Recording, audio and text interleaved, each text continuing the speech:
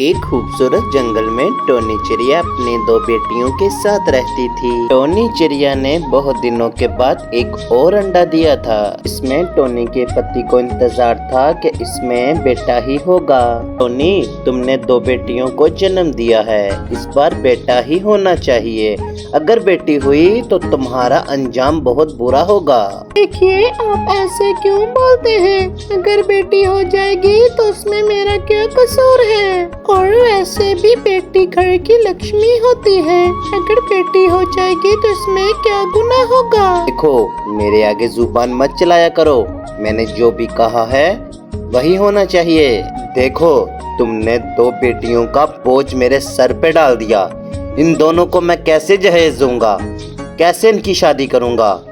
इसलिए मुझे एक बेटा ही होना चाहिए ताकि वो मेरा सहारा बन सके।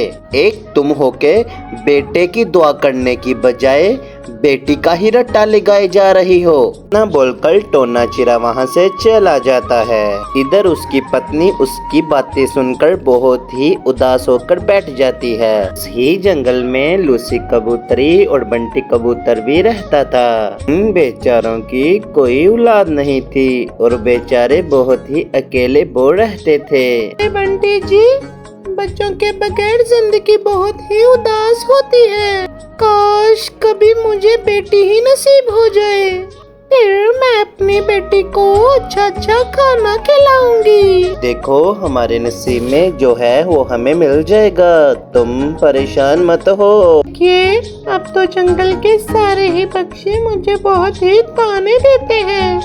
आप तो काम पे चले जाते हो ना, बातें तो मुझको ही सुननी पड़ती हैं। फिर लूसी कबूतरी वहाँ से जंगल की तरफ आ जाती है। उसकी नजर टोनी के घोंसले पर पड़ती है और वहाँ पर आकर बैठ जाती है। टोनी, क्या बात है? तुम इतनी उदास क्यों हो?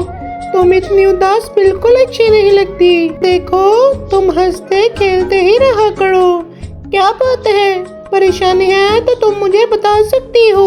से बहन, मैंने एक अंडा और दिया है और मेरी यहाँ दो बेटियाँ हैं। मेरे पति जी कहते हैं कि इस बार बेटा ही होना चाहिए।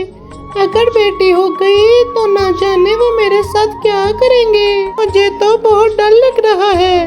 या अल्लाह, मैं किस आजमाइश में फंस गई हूँ। देखिए, तुम्हारे पति को आने दो, मैं तुम्हारे पति को समझाऊंगी।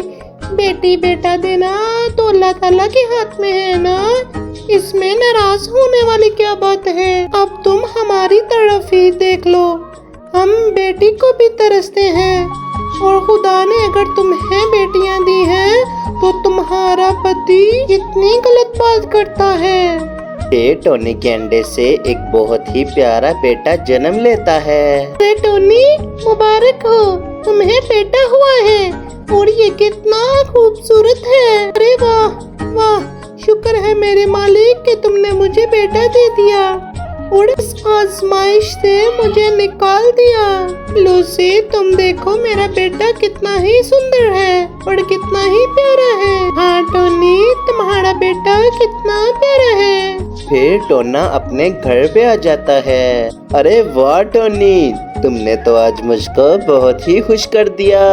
लगता है मैंने जो तुम्हें समझाया था ना, उसकी वजह से ही बेटा हुआ है। अब तो मेरा बेटा मेरा बाजू बनेगा। टोना जी, मुझे ना मालूम मुझे क्या हो रहा है। टोना जी, टोना जी, मुझे बचा लीजिए। टोना जी, मेरी बेटियों का ख्याल रखना। टोना जी, लगता है कि मेरा आखिरी वक्त आ गया है। टोना जी, ये कहकर टोनी वहाँ पर दम तोड़ जाती है। उसके अगले दिन ही टोना अपनी बेटियों को कहता है, अरे मनुष्यो, मैं अपने बेटे को लेकर यहाँ से जा रहा हूँ, तुम अपने रहने का बंदोबस्त कर लेना, तो आइंदा जिंदगी में मुझे मिलने की बिल्कुल जरूरत नहीं। पापा जी, हमें छोड़ के मत जाइए पापा जी, हम अकेले क्या करेंगे पापा जी? हमें तो ठीक से भोजन भी नहीं तलाश करना था पापा जी। फिर टोना अपने बेटे को लेकर वहाँ से चला जाता है। देखो हमारी किस्मत भी कैसी है। हमारी माँ दुनिया से ही चली गई और हमारे बाप ने हमें छोड़ दिया। अब हम कहाँ जाएंगे? जंगल में तो बहुत ही खतरनाक परिंदे भी रहते हैं। फिर अचानक से ही वहाँ पर लूसी कबूतरी आकर बैठ जाती है। प्यारे बच्चों, तुम इतने उदास क्यों बैठे हो? क्या हुआ है तुम्हें? लूसी आंटी, हमारे पापा ने हमें छोड़ दिया है और हमारे भाई को लेकर वो यहाँ से चले गए हैं। अब हम दोनों अकेले कैसे रहेंगे? हमें तो कुछ समझ नहीं आ रहा। हमारी जान को खतरा है। देखो प्यारे बच्चों, तुम घबराने की कोई जरूरत नहीं। तुम मेरे साथ चलो मेरे घर में। मेरी तो कोई औलाद नहीं। अगर तुम दोनों को मैं अपनी बेटियां बना लूंगी तो मेरे लिए बहुत ही खुशकिस्मती होगी ये। फिर वो तीनों अपने घर पे चले जाते हैं। लूसी अपने पति को कहती है, अरे बंटी जी, इनकी माँ दुनिया में नहीं और इनके बाप ने इन्हें छोड़ दिया है। ये बेचारी जंगल में अकेली ही रो रही थी। देखिए, हमारी तो कोई औलाद नहीं। अगर ये दोनों मेरी बेटियां बन जाए तो मुझे जिंदगी की सारी ही खुशियाँ मिल जाएंगी। तुम बिल्कुल ठीक कहती हो। आज के बाद इन बच्चों की तुम माँ हो और मैं बाप हूँ। ऐसे ही काफी वक्त गुजर जाता है। टोने की बेटे की शादी हो गई थी। उसकी बीवी टोने को कहती है, अरे देखिए, मैं आपके बाप की रोज रोज खिदमत नहीं कर सकती। अगर आपको मेरे साथ रहना है तो आपको अपने बाप को घर से निकालना होगा, नहीं तो मुझे निकाल दीजिए।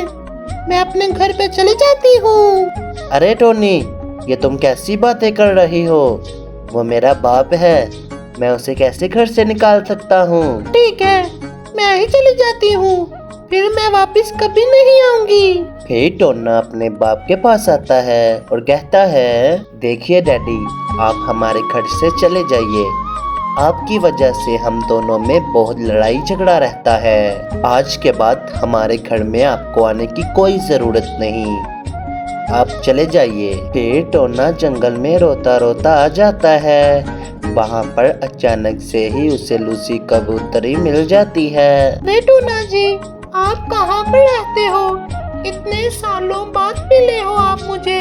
और ये देखिए, ये दोनों आपकी ही बेटियां हैं। मैंने इनको अफसर बना दिया है। आप कैसे हो और क्या हुआ है आपको?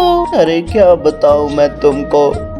मैंने जिस बेटे की खातिर अपनी बेटियों को छोड़ा था, उस बेटे ने ही मुझे घर से निकाल दिया। शायद मुझे मेरी बेटियों की ही सजा मिली है। मैं बहुत पापी हूँ। मुझे अपने बेटियों के साथ ऐसा नहीं करना चाहिए था। अब मेरे पास कोई घर नहीं, मैं कहाँ पे रहूँगा? मुझे तो कुछ समझ नहीं आ रही। ये बातें सुनकर उसकी बेटी कहती है, देखिए पापा जी, आप परेशान मत हो। हम हैं, आप इतने सालों के बाद मिल गए। हमें सारी दुनिया ही मिल गई। आज से आप हमारे साथ ही रहोगे। मेरी प्यारी बच्चियों, हो सके तो मुझे माफ कर देना। मैंने तुम दोनों के साथ बहुत ही जुल्म किया है। पापा जी, आप ऐसी बातें मत करो। आज से हम आपके साथ ही रहेंगे। फिर लूसी कबूतरी और उसका पति और उसकी दो बेटियां और टोना बहुत ही खुशी खुशी रहने लगते हैं। इस कहानी से हमें ये सीख मिलती है प्यारे बच्चों, कि बेटियां हो या बेटे हो, में कभी फर्क नहीं करना चाहिए। खुदा बेटी दे या बेटा दे, बेहतर ही करता है।